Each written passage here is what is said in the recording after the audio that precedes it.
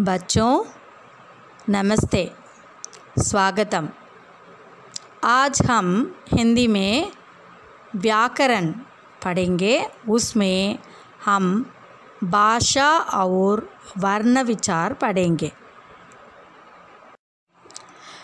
भाषा, लैंग्वेज। मनुष्य एक सामाजिक प्राणी है। उसे परिवार, समाज और मित्रों के साथ रहना अच्छा लगता है। परिजनों के साथ हंस बोलकर वह अपने सुख दुख बांटता है। Man is a social animal. He always wanted to share his feelings, happiness and sadness with friends and relatives. अपने मन के विचार एक दूसरे से बांटने का माध्यम ही भाषा है। We use language as medium to share our thoughts with others. हमारे पूर्वजों के पास तो भाषा ही नहीं थी, तो वे भला अपनी बात कैसे एक दूसरे तक पहुंचाते होंगे। बच्चों, वे तरह तरह के संकेतों द्वारा और अलग अलग आवाज़ें निकालकर अपने मन की बात बता देते थे। इसका मतलब भाषा की शुरुआत संकेतों तथा ध्वनियों से हुई।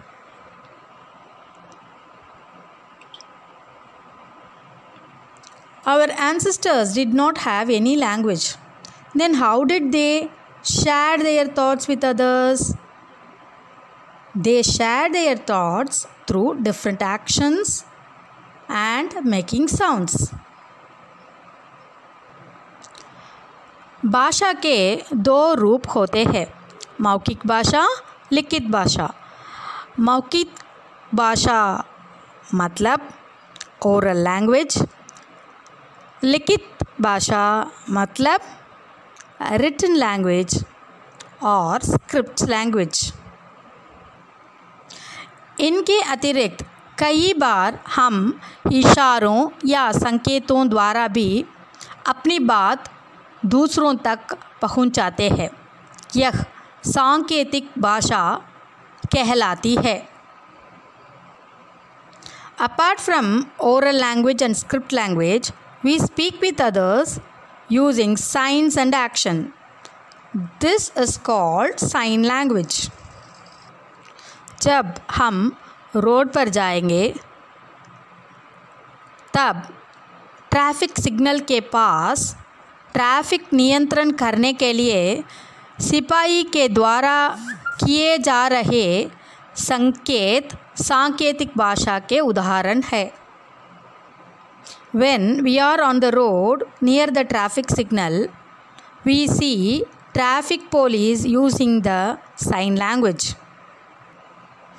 एक अनुमान के अनुसार संसार के अलग अलग देशों में करीब 6500 भाषाएं बोली और लिखी जाती है। हमारे देश में करीब 22 से अधिक भाषाएं बोली और लिखी जाती है। Nearly 6,500 languages are spoken and written throughout the world. In our country, we speak and write more than 22 languages. Bharat के विभिन्न राज्यों में बोली जाने वाले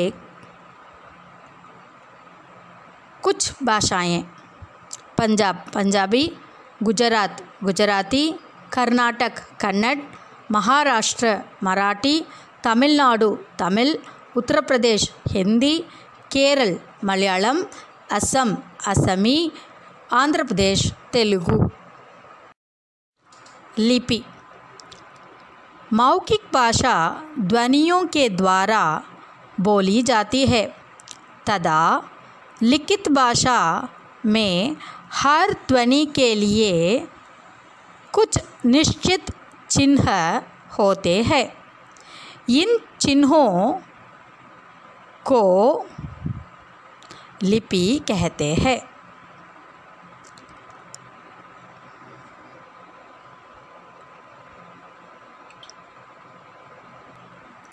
We use sounds in oral language, whereas in written language we use symbols for sound. These symbols are called as script. भाषा के लिखने का ढंग लिपि कहलाता है। जैसे हिंदी, संस्कृत, मराठी, गुजराती। इसका लिपि देवनागरी है। बंगाला बंगाली, पंजाबी गुरुमुखी, उर्दू फारसी, स्पेनिश अंग्रेजी, फ्रेंच, जर्मन रोमन लिपि से लिखा जाता है। चीनी का लिपि हांजी है।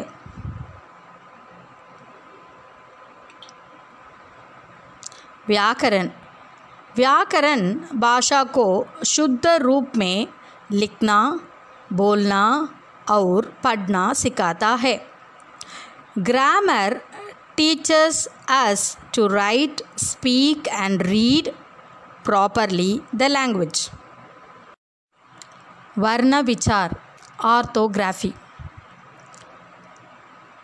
बोलते समय हमारे मुख से कुछ ध्वनियाँ निकलती है जिन्हें लिखने के निश्चित चिन्ह होते हैं।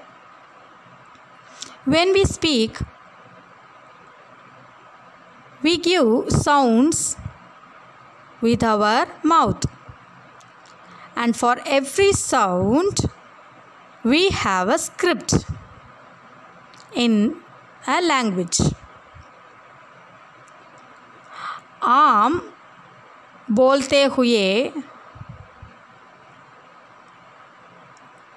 आ अ ध्वनियाँ निकलती है।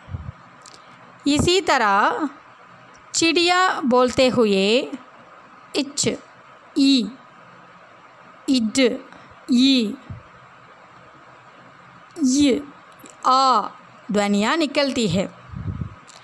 इन ही ध्वनियों को वर्ण या अक्षर कहते हैं। ये भाषा की सबसे छोटी इकाई होती है।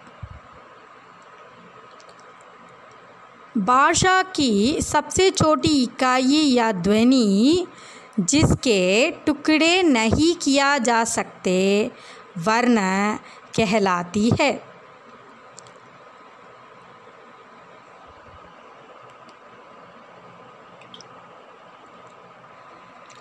The smallest part in the language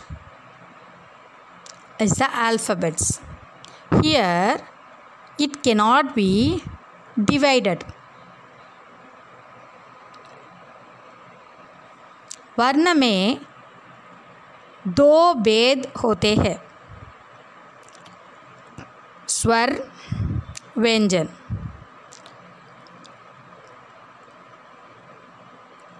In alphabets we have two different structures. One is vowel, स्वर, और consonant, व्यंजन।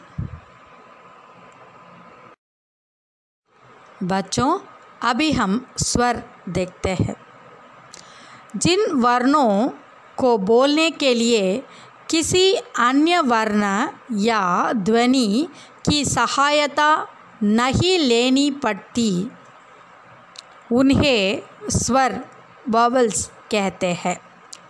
स्वर स्वतंत्र ध्वनियाँ है। हिंदी भाषा में कुल 11 स्वर है। अ, आ, इ, ई, ओ, रू, ये आई ओ औ।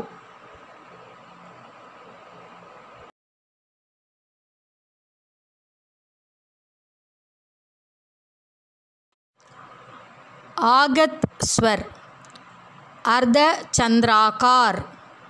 यह स्वर अंग्रेज़ी भाषा से आया है। This vowel has come from English language. अंग्रेजी भाषा से आए शब्दों में इसका प्रयोग होता है। Whenever we use the English words as it is in Hindi, we use आगत स्वर। जैसे हॉल, बॉल, मॉल, डॉक्टर आदि।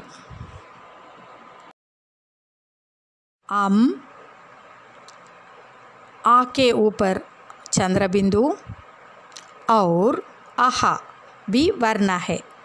इनका स्थान स्वरों के बाद और व्यंजनों से पहले होता है।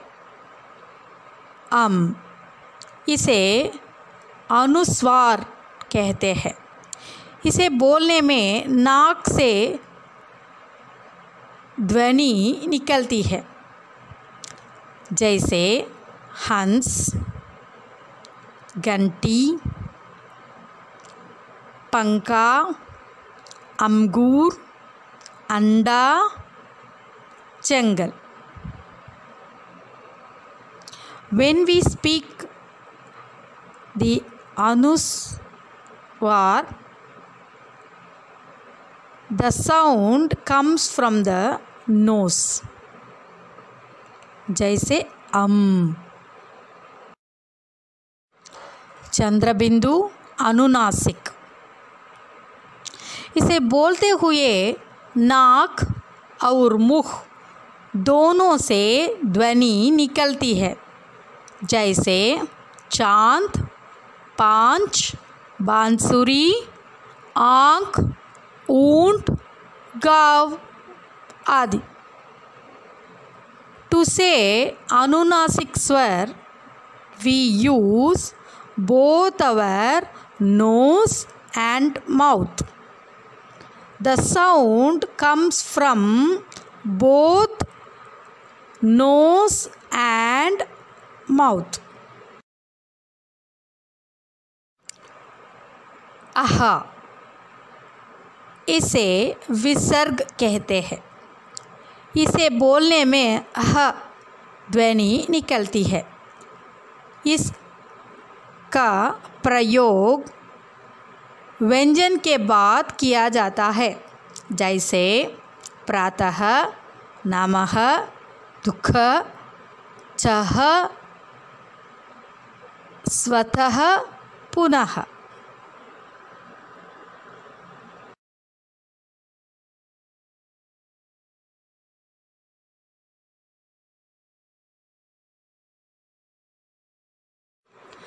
हम व्यंजनों सीखने के लिए वर्ण विचार भाग 2 में मिलेंगे।